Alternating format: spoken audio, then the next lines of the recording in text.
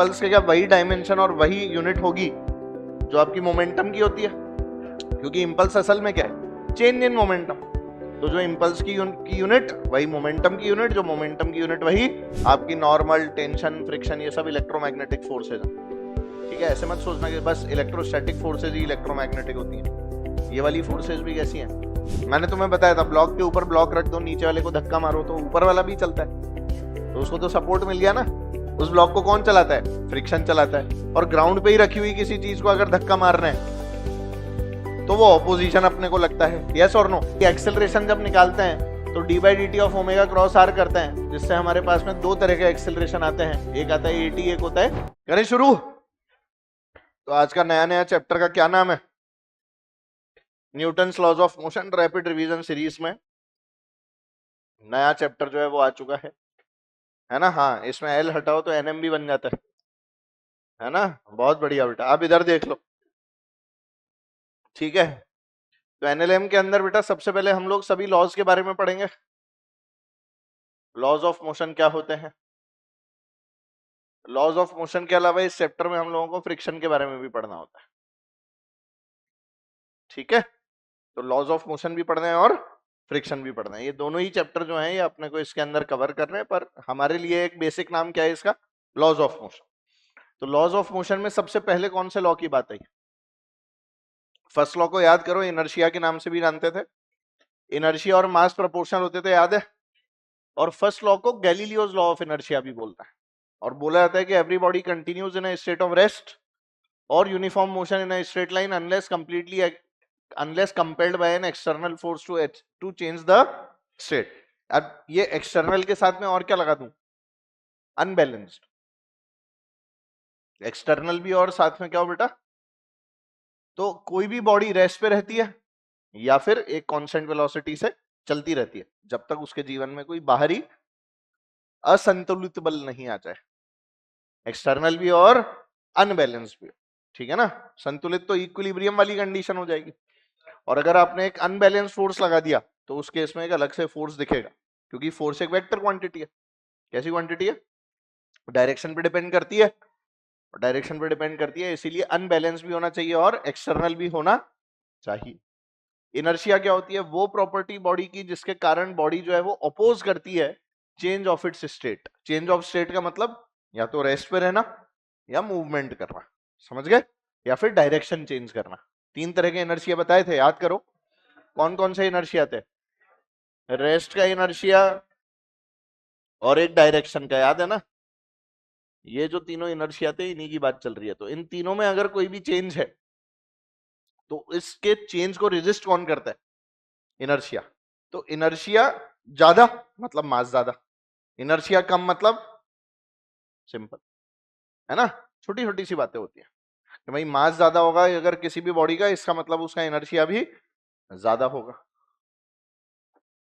तुम लोग सुबह भी लेट आते हो, तुम लोग शाम को भी लेट आते हो, तुम्हारे सरनेम लेट रख देते हैं, आज था लेट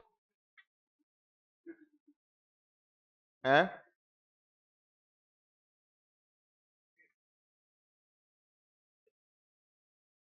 ठीक है, तो इसीलिए ऐसा लगा कि inertia is proportional to mass. बहुत सिंपल सी बात है। अब मान लो इन भाई साहब को धक्का मारना है, तो इन भाई साहब को ऐसे नॉर्मल धक्का मारेंगे तो कुछ नहीं होगा, बहुत दम लगाना पड़ेगा, तब इसको कहीं धक्का पड़ेगा। और वही मान लो अपना कहाँ चला गया छोटू, मोमेंटम का है, मोमेंटम नहीं है। चलो इस वाले छोटू को मान लेते हैं, लास्ट में बैठा हुआ छोटू, इसको धक्का मारना है तो ऐसे ही उड़ जाएगा। तो भाई एक मेजर ऑफ क्या है बेटा, इनर्शिया। इसके बाद में कौन आया बेटा, सेकेंड लॉ। तो याद करो सेकेंड लॉ, सारी दुनिया क्या बेटा ये बोलती है, क्या बोलती है, ये बोलती है। तो ये भी है, पर कब, पहले ये है, F बराबर dp/dt, चेंज इन मोमेंटम पर यूनिट टाइम। समझ में आ गई बात, है ना। Rate of change of momentum भी इसको बोलते हैं, F equals to dp/dt where p is the momentum. Momentum क्या होता है, mass times velocity, product of mass and velocity, सुना होगा ना ये। मोमेंटम स्केलर है कि वेक्टर है, वेक्टर क्वांटिटी होती है। चेंज इन मोमेंटम भी क्या होती है, वेक्टर, अरे सब कुछ वेक्टर ही है, मोमेंटम वेक्टर है तो चेंज इन मोमेंटम भी क्या होगा। तो वेक्टर क्वांटिटी के साथ साथ अगर हम लोग यहाँ पर मास और वेलोसिटी की वैल्यू पुट कर देते हैं और उसके बाद इसे डिफरेंशिएट करते हैं तो आता है M D V by D T plus V D M by D T. पर क्योंकि बेटा मास के अंदर चेंजेस जो हैं वो हम लोग जनरली मान के नहीं चलते, तो इसमें DM by D T zero हो जाता है। तो पूरी टर्म जीरो होने के कारण हमारी जो वैल्यू बचती है वो बचती है M D V by D T. हम लोग मास को कांस्टेंट मान लेते हैं, तो मास अगर आप लोगों का कांस्टेंट हो गया तो हमारे पास एफ की वैल्यू क्या बच जाएगी बोलो, M D V by D T. और ये डीवी बाई डी टी तो काइनेमेटिक्स में पढ़ा था एम ए होता है, तो यहां से आपके पास F equals to M A आता है। ठीक है, मास टाइम्स ऑफ वेलोसिटी, इसकी यूनिट वगैरह हम लोग सब बहुत अच्छे से जानते हैं, केजी मीटर पर सेकेंड स्क्वायर, जानते हो। इसी को हम लोग प्यार से क्या बोलते हैं, न्यूटन, है ना बेटा। एक न्यूटन में कितनी डायन, 10 की पावर 5 डायन होती है ना बेटा। ये सब बातें हम लोग अच्छे से जानते हैं, इसके अलावा और कोई यूनिट कन्वर्जन इसमें आपको जरूरत नहीं पड़ती है। तो इजी इजी सा फंडा है, सिंपल है ना। इसी के अंदर जो चेंज इन मोमेंटम वाली टर्म है, मतलब डीपी वाली टर्म, इस डीपी वाली टर्म को हम लोगों ने एक और नाम दिया, इंटीग्रल एफ डी टी दिया। ये जो बेटा हम लोगों ने डीपी वाली टर्म को इंटीग्रल एफ डी टी नाम दिया, जैसे कई लोग कल डॉट प्रोडक्ट बता रहे थे, याद है, देखो वो पूछ रहा है कौन बता रहा था, है ना, उसके लिए आना पड़ता है कल भी, है ना। तो मैं इसीलिए बता दूं कि एफ डॉट डी टी को जो लोग डॉट प्रोडक्ट बता रहे थे उसमें टी तो टाइम था, और डॉट प्रोडक्ट होने की मिनिमम कंडीशन यह है कि दोनों वेक्टर हो। तो कई लोगों ने टाइम को भी वेक्टर मान के बता दिया डॉट प्रोडक्ट है, पर एनीवेज कोई बात नहीं, डॉट प्रोडक्ट भी बता दिया, स्केलर भी बता दिया, सब कुछ ही गलत। तो मैं पहले ही बता दूं, डीपी जो है इसी को हम लोग क्या बोलते हैं, जे। जे बोले तो इंपल्स, और इंपल्स असल में क्या है, product of force with time, force और टाइम का प्रोडक्ट। इसमें अगर हम लोग डेल्टा पी लिखने की कोशिश करते हैं तो हमारे पास आता है F average into delta T. ये सब इंपल्स है। तो इंपल्स के क्या वही डायमेंशन और वही यूनिट होगी जो आपकी मोमेंटम की होती है, क्योंकि इंपल्स असल में क्या है, चेंज इन मोमेंटम। तो जो इंपल्स की यूनिट वही मोमेंटम की यूनिट, जो मोमेंटम की यूनिट वही इंपल्स की यूनिट। क्या ये वाली बातें क्लियर है।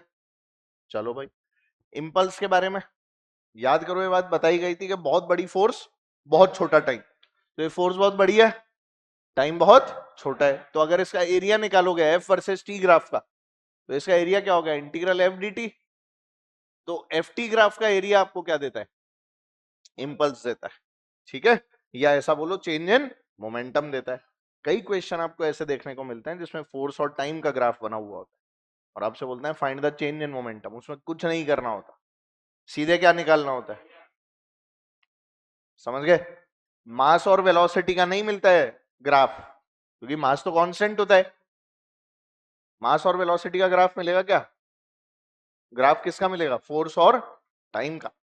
फोर्स और टाइम के ग्राफ का अगर एरिया निकाल लोगे तो हमेशा आंसर क्या आएगा, इंपल्स। और इंपल्स का मतलब है चेंज इन मोमेंटम। देखो अगर इनिशियल वेलोसिटी 0 है तो सीधे एरिया ही मोमेंटम है।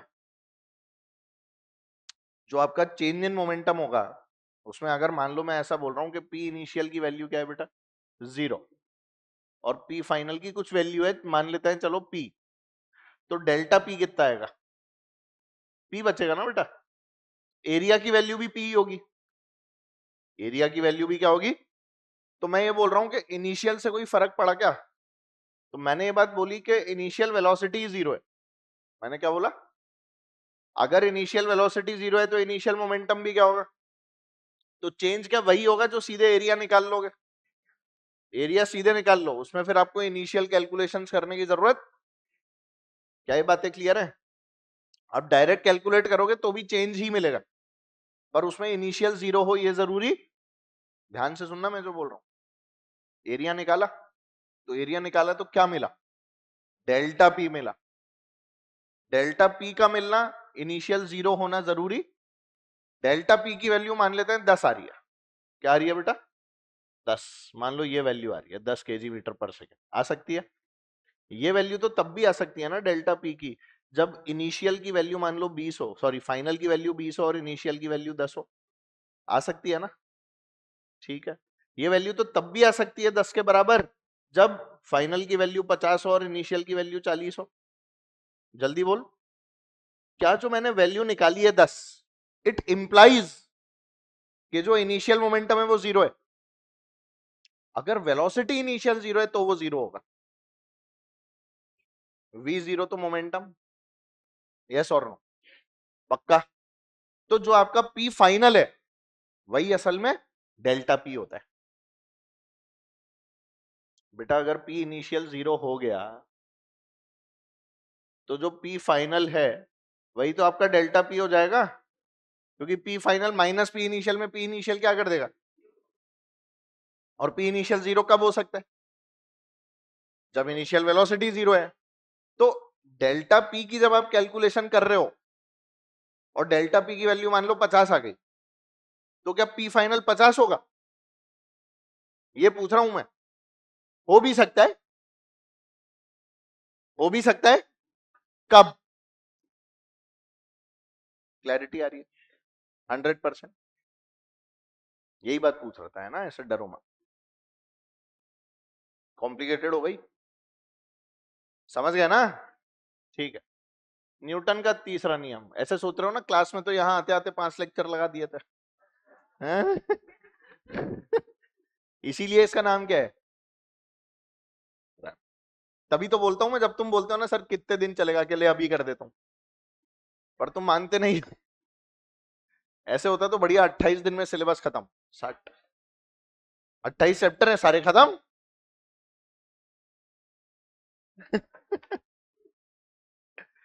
महीने महीने भर में 12 बैच पढ़ा देते हैं अपन, मस्त है ना? आओ बेटा। तो whenever a particle exerts a force on another particle B simultaneously exerts a force on the A with the same magnitude in opposite direction। Basically क्या बता रहे हैं बेटा? एक्शन रिएक्शन का पेयर की बात चल रही है ना बेटा? किसकी बात चल रही है? एक्शन रिएक्शन पेयर की बात चल रही है। दोबारा से आप लोगों को एक छोटी सी बात याद दिलाने की कोशिश कर रहा हूं कि अगर मान लेते हैं यहाँ पर एक ब्लॉक रखा हुआ है जिसका मास m है, तो क्या बेटा इस पे नॉर्मल ऊपर और mg नीचे लग रहा होगा? ठीक है। क्या बेटा अर्थ का mg भी नीचे लग रहा होगा? बावड़े हो गया, अर्थ पर तो mg अपने पास लगाएगा, अर्थ का mg भी नीचे। अर्थ के नीचे कौन लगा रहा है? सर ये अर्थ का गोला, अर्थ के गोले का mg नीचे है ना? हाँ। सर कोई और प्लेनेट भी तो खींच रहा होगा। हम तो वही वाला बता रहे हैं यार। मैं कैसे तुम्हें अंडर एस्टिमेट कर लेता हूं, है ना? एन ऊपर और mg, क्या ये नॉर्मल mg एक्शन रिएक्शन है?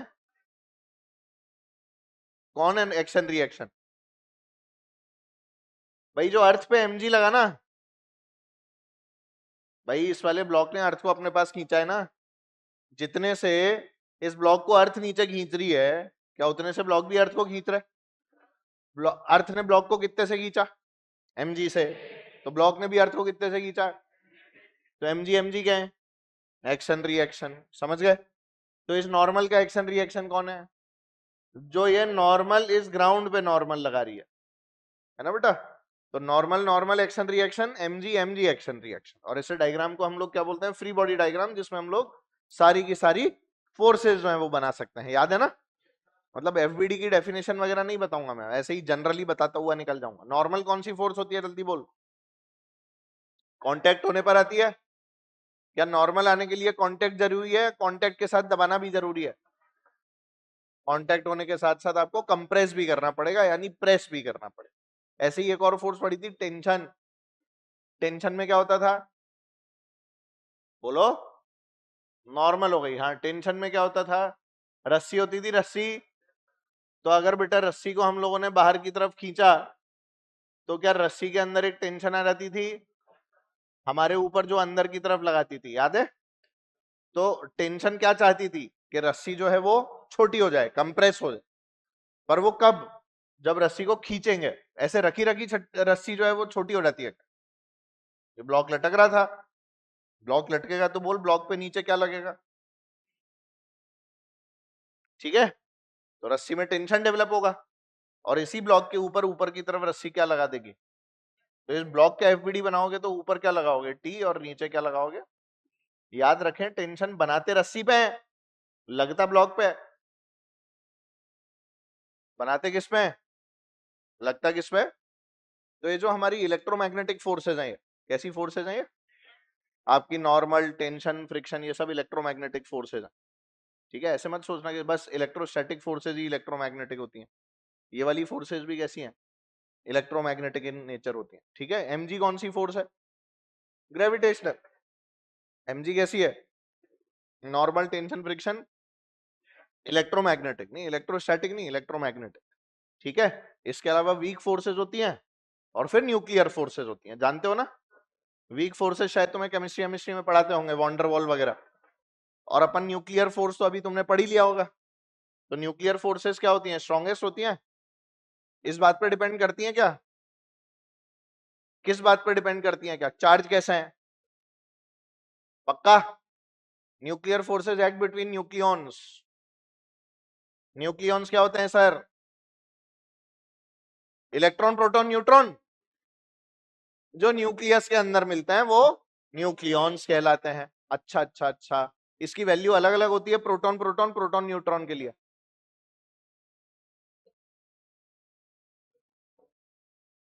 पीपी की न्यूक्लियर फोर्स अलग, पीएन की अलग और एनएन की अलग।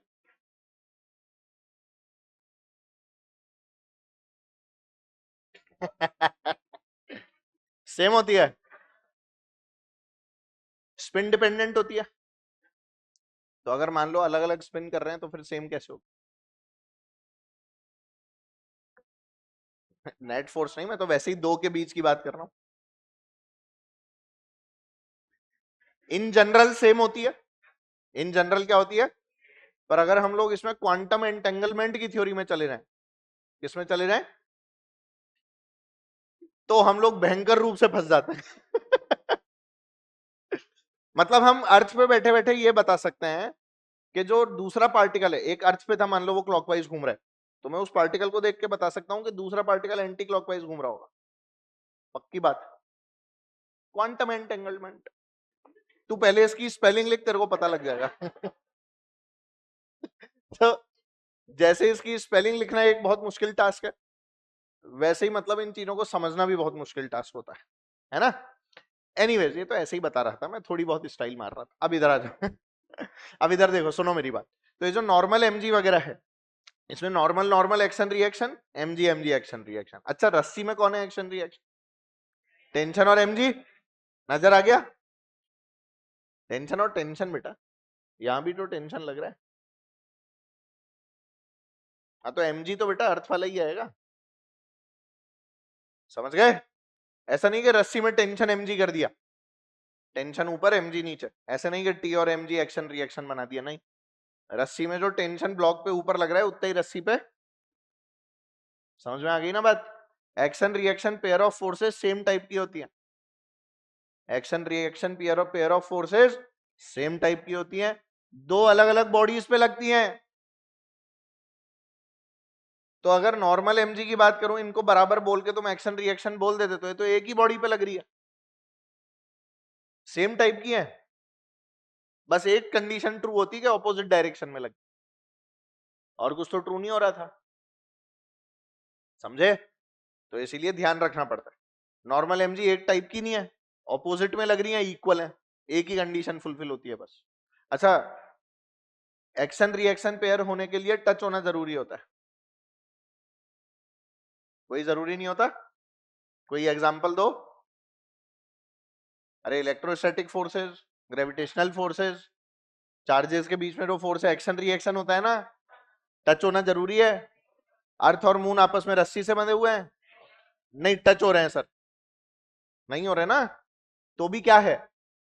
ग्रेविटेशनल अट्रैक्शन है ना, मतलब एक्शन रिएक्शन फोर्सेस तो हैं, बिना टच हुए भी लग सकती। ऐसे ही तुम लोगों ने पढ़ा होगा ना लिफ्ट। हाँ, तो लिफ्ट में अपन लोगों ने ऐसे ब्लॉक लगा दिया था, ब्लॉक को लगा के हमने एक बार लिफ्ट को ऊपर एक्सेलरेट करा दिया था, है ना बेटा? ए अगर इसका ऊपर की तरफ है तो बताओ बताओ, अगर इसको अंदर से देखेंगे तो दिक्कत आएगी ना। तो अंदर से देखने पे जब दिक्कत आ रही थी तो हम लोगों ने क्या किया था, एक नई फोर्स का आविष्कार, जिसका क्या नाम था? हाँ, तो सूडो फोर्स का आविष्कार इसके कारण ही तो किया था। ये अंदर बैठा हुआ आदमी तो खराब था, और इसीलिए इसका नाम क्या रखा था हमने? छोड़ो।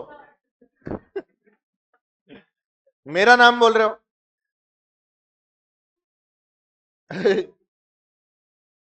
अब यही ठीक है, मेरा ही नाम चलने दो, अब कट्टू अट्टू की याद मत दिलाओ। चलो इधर देखो, मैंने बोला ऊपर को टी और नीचे को, पर क्योंकि एक एक्सेलरेटेड फ्रेम में हूं तो सीधे क्या बोलूंगा, टी ऊपर एम जी नीचे, एक्सेलरेशन ऊपर माने तो एम ए, सीधे टी इक्वल्स टू, आ गया याद? Very good. अब यही अगर नीचे की तरफ एक्सेलरेटेड होता तो टी ऊपर एम जी नीचे, और अब की बार एम ए। Very good. इस बार क्या लिखूंगा? ऐसे ही लिखेंगे पक्का? और यही अगर मान लो एक्सेलरेशन क्या होता, 0, तो ऊपर को टी और नीचे को सीधे क्या लिखते? हो गया, है ना बेटा? इसमें ये क्या बेटा, सूडो है, ये सूडो है, इसमें सूडो की जरूरत, तो सूडो कब कब लगाते हैं? जब फ्रेम एक्सेलरेटेड होता है। सूडो कब लगाते हैं? जब जब फ्रेम इज एक्सेलरेटेड। सूडो की डायरेक्शन क्या होती है बेटा? Opposite to the direction of acceleration of the frame, opposite to the direction of acceleration of the, ठीक है?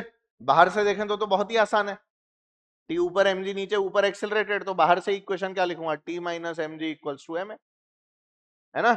नीचे एक्सेलरेशन वाले में M G minus T is equal to M,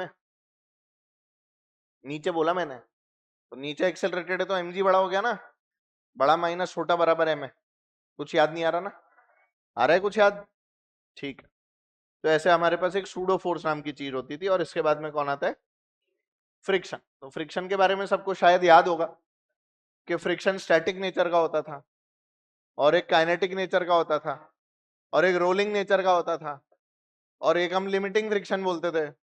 limiting friction होता था स्टैटिक फ्रिक्शन की मैक्सिमम वैल्यू, और static friction जो होता था उसमें हम लोग ऐसा बोलते थे कि फ्रिक्शन अगर खुश है तो स्टैटिक फ्रिक्शन है, फ्रिक्शन अगर खुश है तो स्टैटिक फ्रिक्शन है, क्योंकि फ्रिक्शन तो एक ऐसा भला आदमी है जो दो प्यार करने वालों को मिला के रखता है, उनको अलग होने नहीं देता है। कुछ याद आ रहा है? कितनी प्यारी बात है ना? और जब भी हम लोग कोशिश करते हैं लोगों को अलग करने की, तो हमारे फ्रिक्शन भाई साहब क्या करते हैं? ऑपोजिशन दिखाते हैं, और एक टाइम पर जब उनकी औकात खत्म हो जाती है तो चीजें एक दूसरे से अलग हो जाती है ना? घर वालों ने बोल दिया कि बेटा तू मेरा मरा हुआ मुंह देखेगी, बेटी तो यही बोलना चाहती थी पहले ही उसको कि मम्मी जल्दी बोलो छोड़ दें मुझे उसे, है ना? ये डायलॉग जल क्यों नहीं मारा पहले? जल्दी से रिकॉर्ड करके भेज दो, फिर लड़का बोलेगा ठीक है बहन जा जी ले अपनी जिंदगी, है ना? हाँ, फिर तो बहन ही है, उसके बाद से तो मामा मामा ही होना है, उसके बाद थोड़े टाइम हो गया। और क्या, लड़कों को समझने में देर लगती है कि प्यार मोहब्बत धोखा है, पढ़ ले बेटा। लड़कों को देर में पता लगता है, लड़कियों को पहले से पता होता है। क्या बोल रहा है ये?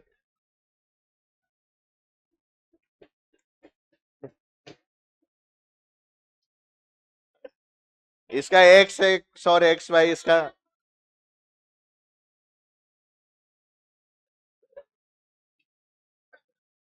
चलो, अच्छा अच्छा, आ जाओ आ जाओ आ जाओ। हाँ, तो friction forces arises due to molecular interaction. सुन लो, कोई पूछे फ्रिक्शन क्यों आता है तो molecular interaction. In some cases friction acts as a supporting force and in some cases acts as a, मैंने तुम्हें बताया था ब्लॉक के ऊपर ब्लॉक रख दो, नीचे वाले को धक्का मारो तो ऊपर वाला भी चलता है, तो उसको तो सपोर्ट मिल गया ना। उस ब्लॉक को कौन चलाता है? फ्रिक्शन चलाता है। और ग्राउंड पे ही रखी हुई किसी चीज को अगर धक्का मारना है तो वो ऑपोजिशन अपने को लगता है, यस और नो? पर वो ऑपोजिशन असल में ब्लॉक के लिए तो उस खुशी की बात है ना, वो अलग नहीं हो रहा उस जगह से। तो जब तक अलग नहीं हो रहा स्टैटिक, अलग होने के बाद हमेशा काइनेटिक। जीवन बीत जाए तो भी हमेशा ये वाली बात ध्यान रखें, ठीक है बेटा? Cause of friction arises due to account of strong atomic और molecular forces of attraction between the two surfaces at the point of actual contact, नहीं है वो, एक्चुअल कांटेक्ट है ना? एक्चुअल कांटेक्ट, ठीक है? ये कोई बायोलॉजिकल टर्म नहीं है ना? जैसे बायो में होता है ना स्पैचुला, होता है ना स्पैचुला नहीं होता, कैचुला, स्पैचुला नहीं होता, वो चम्मच जिससे उठाते हैं, किचन में क्या बोलते हैं, स्पैक्यूला, स्पैक्यूला बोलते हो। चलो चलो आ जाओ, रहने दो, मेरे को पता लग गया तुम्हारे बारे में, आओ। टाइप्स ऑफ फ्रिक्शन जो अभी हमें पढ़ने होते हैं, स्टैटिक और डायनेमिक को हम लोग काइनेटिक फ्रिक्शन भी बोलते हैं। चलो चलो स्पैचुला इधर देखो भाई, है ना। स्टैटिक फ्रिक्शन में जब तक किसी भी प्रकार का कोई रिलेटिव मोशन नहीं होता, और बेटा डायनामिक फ्रिक्शन में जब रिलेटिव मोशन शुरू हो जाए, मतलब ब्लॉक्स एक दूसरे के ऊपर स्लाइडिंग मोशन जो है वो करना शुरू कर चुके हैं। स्टैटिक फ्रिक्शन की बेटा वैल्यू जो है वो वेरिएबल होती है, और इसीलिए हम लोग लिखते हैं F S is less than और equal to mu S into N. इसमें म्यू जो है वो coefficient of static friction, N जो है वो नॉर्मल। यहाँ एक फिक्स वैल्यू होती है, इसीलिए बोलते हैं एफ के इज इक्वल टू म्यू के इंटू म्यू के is the coefficient of kinetic friction. Generally ऐसे देखा जाता है कि म्यू एस जो है वो म्यू के से बड़ा है, ठीक है, पर बहुत सारे केसेस में म्यू के और म्यू के आपको बराबर लेते हुए नजर आएंगे, ठीक है। स्टैटिक फ्रिक्शन की वैल्यू क्या जीरो से लेके म्यू एस इंटू एन तक वेरी करेगी, ये जीरो भी हो सकता है और म्यू एस इंटू एन भी हो सकता है, यस और नो। पर यहां पर सिर्फ एक ही वैल्यू है, यहां इसकी वैल्यू वेरिएबल नहीं होती, इसकी वैल्यू जीरो से लेके यहां तक, ठीक है। It has a maximum value, static friction has a maximum value. और मैंने आपको बताया था बाली की तरह होता है, जैसे बाली आधी शक्ति खींच लेता था, ये कहां तक की शक्ति खींच लेता है, म्यू इंटू एन तक की शक्ति खींच लेता है ना। शक्ति से मतलब यहाँ फोर्स है, ये नहीं कि सर पावर होती है शक्ति, तो नहीं, फोर्स है ना बेटा, फोर्स की बात कर रहा हूं, यहां तक की खींच लेगा। इसके बाद क्या होगा, स्टैटिक फ्रिक्शन की लिमिट अचीव हो गई, लिमिट अचीव होते ही ब्लॉक चल पड़ेगा। ब्लॉक जब चल पड़ेगा तो कौन सा फ्रिक्शन, बहुत सारे केसेस में स्टैटिक काइनेटिक फ्रिक्शन की वैल्यू सेम भी देखने को मिलेगी, तो आप लोगों को चिंता नहीं करनी होती। और इसी स्टैटिक फ्रिक्शन की मैक्सिमम वैल्यू क्या कहलाती है, लिमिटिंग फ्रिक्शन। तो maximum value of F S is called limiting friction, ठीक है ना बेटा, इसी को हम लोगों ने नाम दे रखा है लिमिटिंग फ्रिक्शन। चलो भाई, ग्राफ, ये वाला ग्राफ याद है, ग्राफ हम लोगों ने बनाया था, इसके अंदर आप देख सकते हैं कि ये पूरा का पूरा यहां से लेके यहां तक स्टैटिक का ग्राफ है, वेरी करती जा रही है, जैसे जैसे अप्लाइड फोर्स बढ़ रही है स्टैटिक फ्रिक्शन की वैल्यू उसके बराबर हो रही है, सबको दिख रहा है। जैसे ही आप लोगों ने लिमिटिंग वैल्यू रीच की, उसके बाद में कांटेक्ट खत्म हो गया, कांटेक्ट खत्म हो गया मतलब वहां पे लिमिटिंग फोर्स अचीव हो गई, अब तो ब्लॉक चलेगा।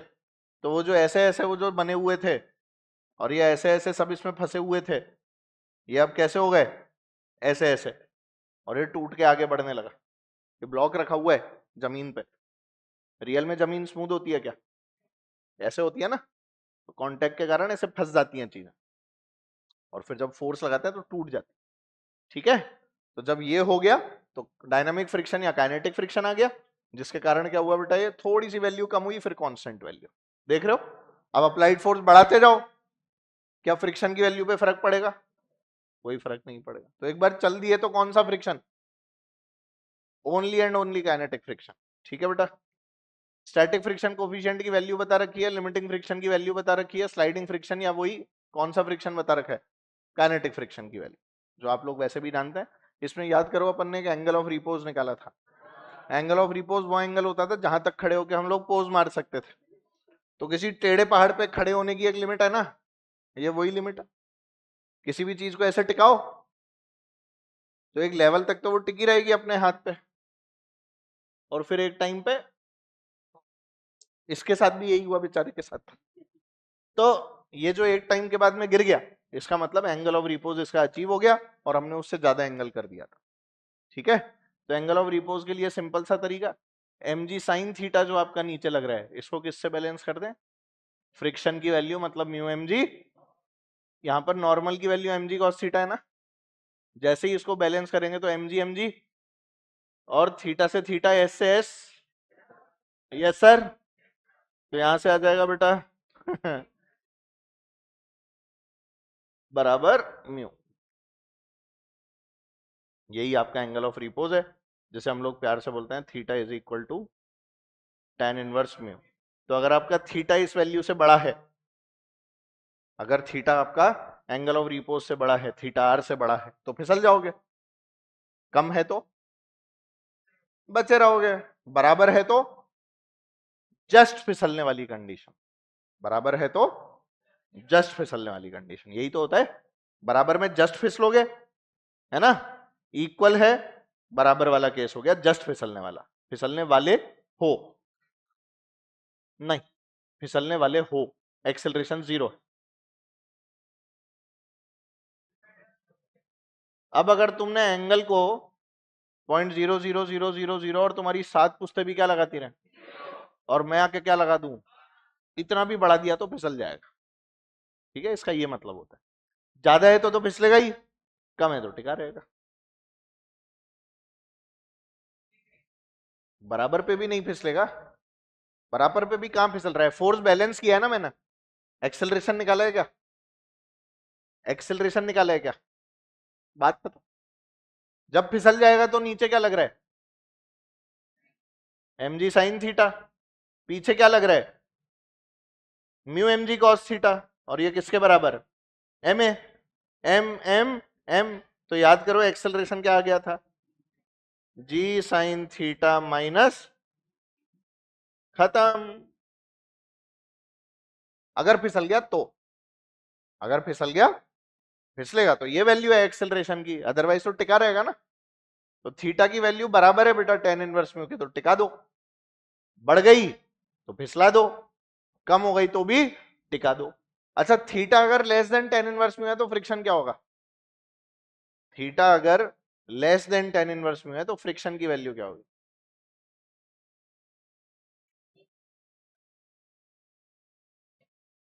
mg sine theta. भाई थीटा अगर, मैंने क्या बोला तुम्हें अभी, मैंने बोला theta is less then tan inverse mu, तो बेटा अगर लेस है तो फ्रिक्शन बैलेंस करेगा ना जो भी नीचे लग रहा होगा, स्टैटिक फ्रिक्शन है तो फ्रिक्शन हमेशा कितना रहेगा, जो भी आपकी नीचे की फोर्स रहेगी उसको बैलेंस करता रहेगा, समझ गया ना। तो फ्रिक्शन हमेशा mg sine theta, limiting condition में कितना हो जाएगा, और इसके बाद भी क्या रहेगा, है ना, इसके बाद भी क्या रहेगा, म्यू mg cos थीटा। अभी काइनेटिक की तो बात ही नहीं चल रही, है ना, समझ गए कितना रहेगा बेटा, म्यू mg cos थीटा। चलो, एंगल ऑफ रिपोज, ऐसे ही एक आधे सवाल हैं, दो बॉडीज दे रखी है बेटा 4 किलो 6 किलो की, ends of a massless string से बनी हुई है, स्ट्रिंग जो है वो पुली पर जाती है, इसमें एक्सेलरेशन बताना है, कर सकते हो, इसका तो फॉर्मूला याद होना चाहिए, क्या होता है, देखो मैं बताऊं, फॉर्मूले फॉर्मूला याद होना चाहिए वो ठीक है, पर डायरेक्ट ही कर लेंगे। यहां कितना लग रहा है, यहां बोलो, बचा कितना, मास कितना, आंसर बोलो, हो गया। अपन क्यों इतना फॉर्मूला फॉर्मूला भी क्यों याद रख, तो एक्सेलरेशन कितना आ गया, नहीं समझे, ये दिख गया तुम्हें, नीचे 60 है, यहाँ 40 है, तो 60 और 40 में नेट क्या बचा, टोटल मास, देख रहे हो ना, वाह बहुत बढ़िया।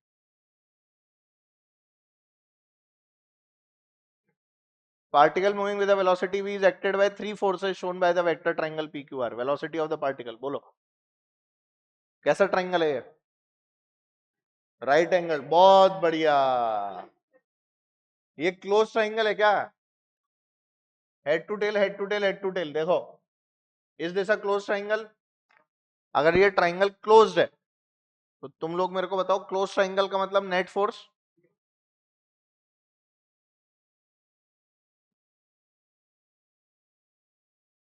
क्योंकि ट्राइंगल कैसा है, क्लोज ट्राइंगल है बेटा, इसीलिए नेट फोर्स 0 है, और नेट फोर्स 0 है मतलब पार्टिकल जिस वेलोसिटी से जा रहा था क्या उससे जाता रहेगा, रेस्ट पे रहता तो रेस्ट पे बैठा रहता, तो आंसर क्या हो जाएगा, मूविंग है तो आंसर क्या होगा, change according to force remain constant. नहीं आया समझ, आप ये तो देखो ना कि एरो एरो कैसे लगे हुए हैं, head to tail head to tail head to tail लगा हुआ है ना, मतलब क्लोज्ड है।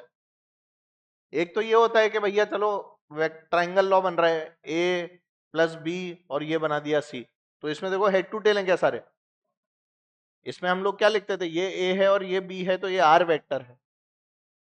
ऐसा क्यों? क्योंकि तीसरी साइड को देखो ध्यान से, हमने ऑपोजिट सेंस में लिया। तीसरी साइड कैसे लिया बेटा? ऑपोजिट सेंस में लिया। सेम सेंस में लिया क्या? सेम सेंस क्या होती? ए बी और ये सी।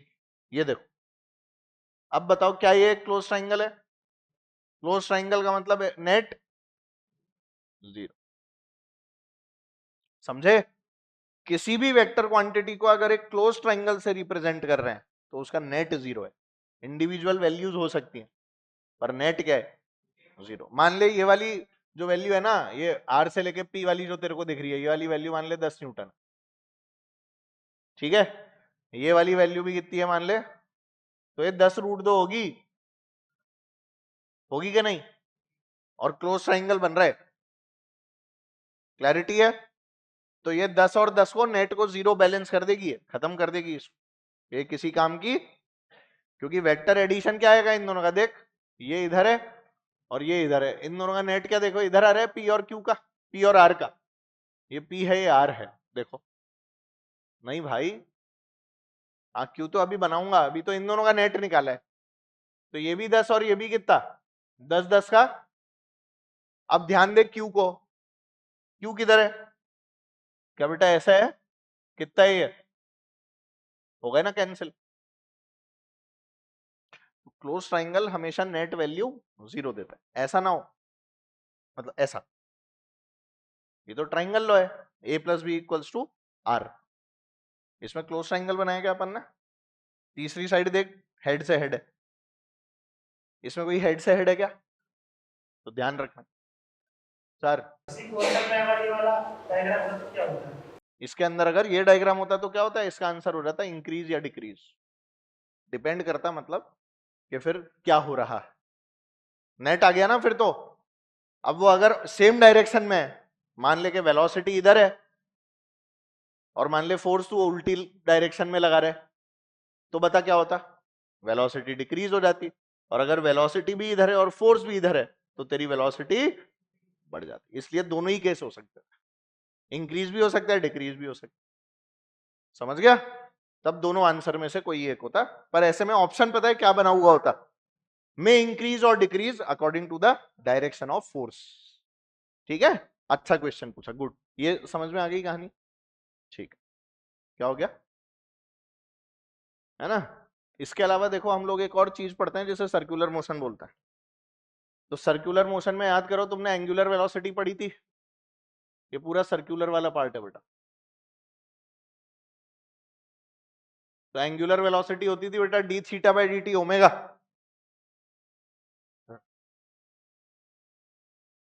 अच्छा, कोई बात नहीं बेटा, कोई बात। ओमेगा की value D theta by D T, याद करो, है ना? Uniform angular velocity omega 2 pi by T. अरे जल्दी जल्दी देखो सर्कुलर, हाँ 1/t को क्या फ्रीक्वेंसी, तो 2 पाई एफ या फिर 2 पाई एन, फ्रीक्वेंसी को कई बार एन भी बोल देते। एंगुलर डिस्प्लेसमेंट थीटा को क्या ओमेगा टी भी बोल सकते हैं। Very good, angular frequency omega हो गई, एन और एफ ये सब क्या कहलाती है? फ्रीक्वेंसी कहलाती है। बहुत आसान आसान सी चीज है। ओमेगा और वी का रिलेशन, ओमेगा बराबर क्या बेटा? वी बाय आर, और वेक्टर फॉर्म में V equals to R omega या omega cross R. V equals to omega cross, याद रखना है ना, मैंने पहले भी बताया इसमें आर क्रॉस ओमेगा बहुत लोग लिख देते हैं, तो इस चीज का थोड़ा सा ध्यान रखना है, ओमेगा क्रॉस आर होता है। ठीक है, ऐसे ही एक्सेलरेशन जब निकालते हैं तो D by D T of omega cross R करते हैं, जिससे हमारे पास में दो तरह के एक्सेलरेशन आते हैं, एक आता है एटी, एक होता है एटी। होता है रिस्पॉन्सिबल किसके लिए? स्पीड बढ़ाने घटाने के, इसीलिए इसको बोलते हैं टेंजेंशियल एक्सेलरेशन।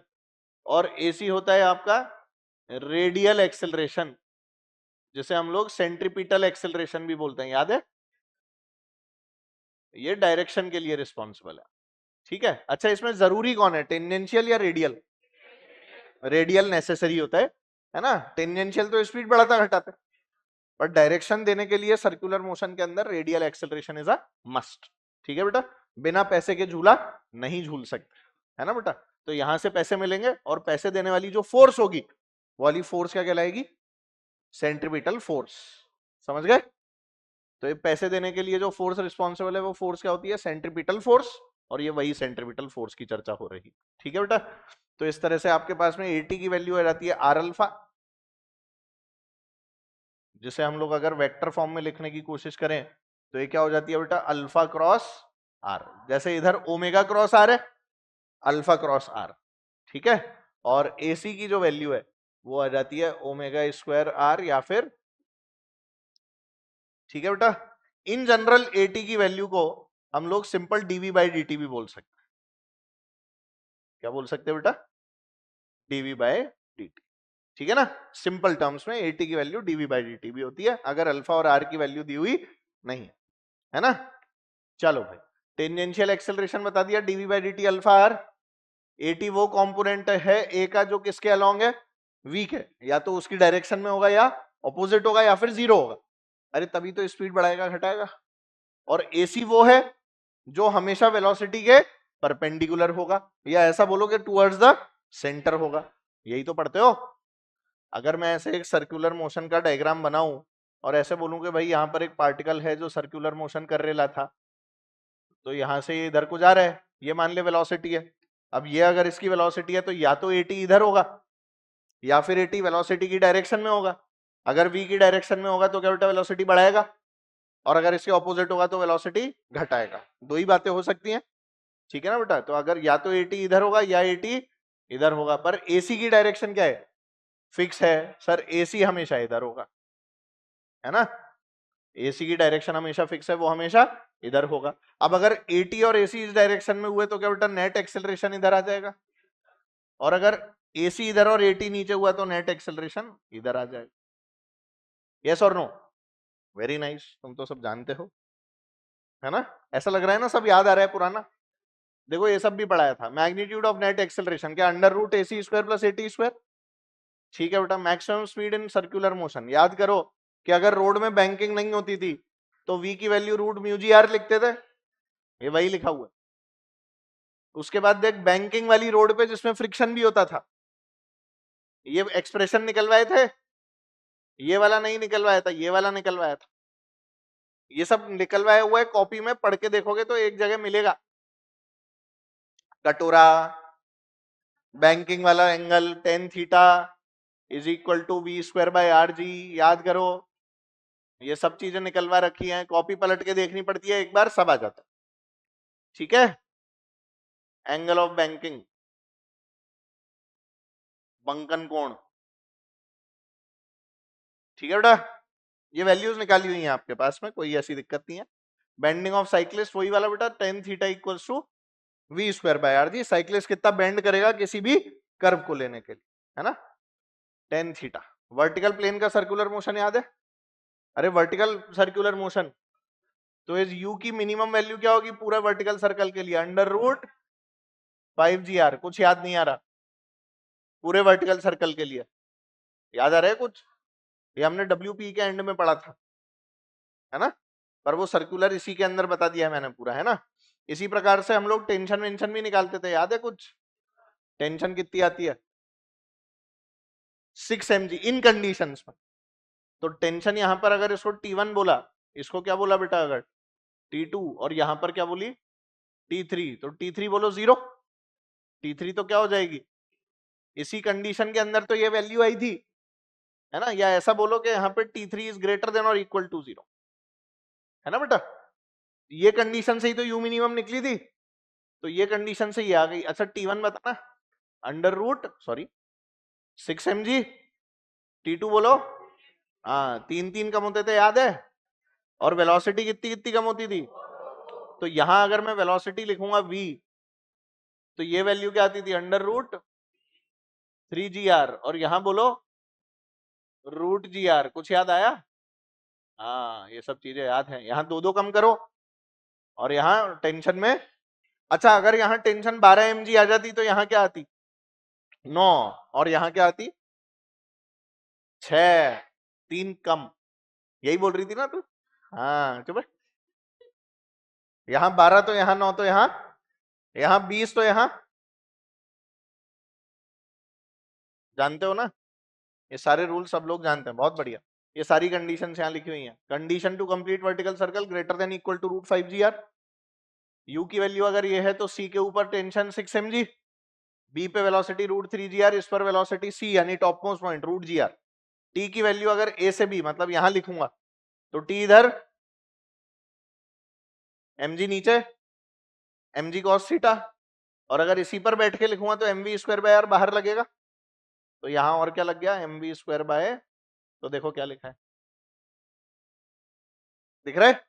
और यही अगर टेंशन मान लो इस वाले पॉइंट पर लिखूंगा तो क्या बेटा, टी अंदर, mg नीचे, थीटा भी इधर ही है, उसी के हिसाब से लिखोगे ना, तो mv²/r तो बाहर लग जाएगा, पर mg cos थीटा कहां लग जाएगा, नीचे की तरफ। तो क्या आएगा, टी प्लस कर दे mg cos थीटा, इसको इधर लिख दे। मैं सूडो से कर रहा हूं, इसने बाहर से किया, यहां बना भी रखा है ये, ठीक है बेटा। चलो, कंडीशन फॉर पेंडुलम मोशन याद है तेरे को, कितनी वेलोसिटी, √2GR या उससे कम, ज्यादा कर दी तो ऊपर चला जाएगा। और √2GR से √5GR अगर रहती है तो याद है कांटेक्ट छोड़ता था कितने एंगल पे, u² - 2GR अपॉन, सब भूल गए, ये कब होता था, जब आपकी वेलोसिटी √2GR से ज्यादा है पर √ याद आ गया, वही वाली कंडीशन है ना। ये सब बता रखा है मैंने, तुम्हें मिलेगा नहीं बेटा पन्ने पलटने से, आओ ये लो यहां लिखा ही हुआ है, ये लो हो गया, ठीक है, तुम्हें नहीं मिलेगा ऐसे। After living the circle particle will follow a parabolic path, सभी लोग ये वाली बात भी जानते हैं। रिलेटिव ओमेगा याद है तुम्हें, ओमेगा ए बी क्या होती थी, ओमेगा ए बी भूल गए, V A B perpendicular upon R, R का मतलब क्या होता था, लेंथ ऑफ लाइन ज्वाइनिंग, कुछ नहीं याद है, याद है वो कट्टू खड़ी हुई थी, मैं गाड़ी चलाता हुआ जा रहा था और वो मेरे को देखे जा रही थी लगातार, गर्दन घुमा रही थी ऐसे, तो वो यही तो चौंकी हुई थी कि इतना स्मार्ट आदमी गाड़ी चलाता हुआ कैसे जा रहा है। अब इधर देखो तो आपको जब भी ऐसे लाइन पे कोई दो लोग बैठे हैं और इधर उधर जा रहे हैं तो उसका कौन सा कंपोनेंट करोगे, परपेंडिकुलर वाला। वीएबी क्या है, जिसका मतलब है वीए परपेंडिकुलर माइनस, जानते हो ना, अपॉन आर, आर का मतलब यहां ये वाला आर है, लेंथ ऑफ लाइन ज्वाइन, ठीक है, पढ़ा हुआ है ये सब, ऐसे देख रहे हो ये लिखा हुआ है सब कुछ, ठीक है ना, वही लाइनें जो हमने पढ़ी। अब देख, दो पार्टिकल हैं ए और बी, यूनिफॉर्म सर्कुलर मोशन में जा रहे हैं, अपने आप कर सकते हो, बहुत ईजी है। रेशियो ऑफ एंगुलर स्पीड निकालनी है, ओमेगा की वैल्यू क्या 1:1, भाई टाइम पीरियड बराबर है, block of 10 kg is in contact against the inner wall of a hollow cylindrical drum of radius 1 metre, ये तो वो है मौत का कुआं, याद है, मौत का कुआं नहीं किया था ये वाला।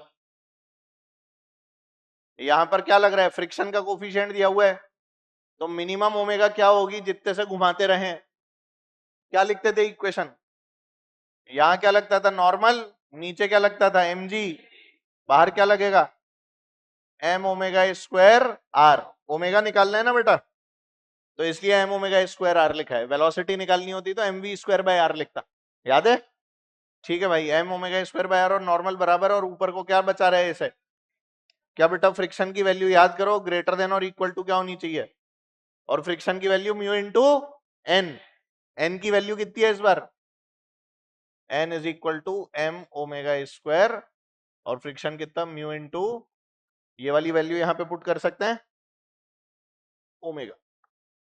क्लैरिटी, किया हुआ है ये क्वेश्चन अपन ने क्लास में, देख लो, ठीक है। चलो भाई, तो इस प्रकार से ये वाला चैप्टर भी क्या होता है हमारा, स्वाहा होता है। तो हमने कौन कौन से चैप्टर किया, एनएलएम कर लिया, फ्रिक्शन कर लिया, असल में सर्कुलर भी कर, ठीक है ना। चलो मिलते हैं, बाय बाय।